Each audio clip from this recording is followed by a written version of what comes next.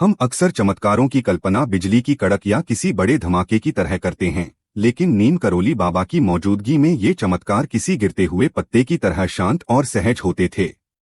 जिन्हें उनके भक्त प्यार से महाराज जी कहते थे, उनके पास अपनी एक पुरानी चेक वाली कंबल के अलावा कुछ नहीं था, लेकिन ऐसा लगता था जैसे ब्रह्मांड की सारी अदृश्य शक्तियां उनकी मुट्ठी में थीं। उनके जीवन की सबसे प्रसिद्ध घटना एक दूरदराज के रेलवे स्टेशन पर घटी।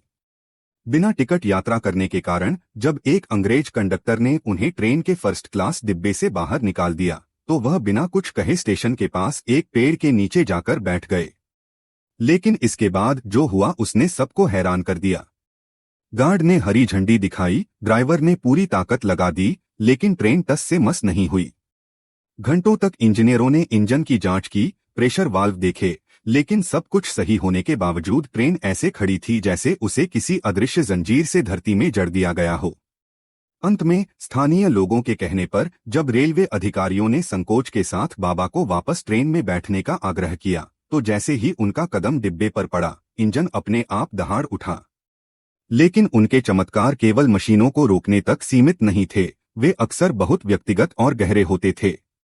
ऐसे दर्जनों प्रमाण हैं जहां महाराज जी ने लोगों के उन सवालों के जवाब दिए जो अभी उनके मन में ही थे, या वे एक ही समय में दो अलग अलग शहरों में दिखाई दिए।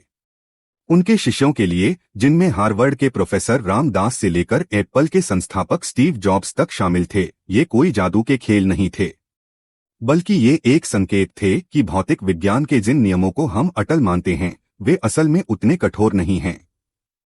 महाराज जी ने चमत्कार खुद को भगवान साबित करने के लिए नहीं, बल्कि यह दिखाने के लिए किए कि इस साधारण दुनिया के पीछे एक दिव्य शक्ति छिपी है।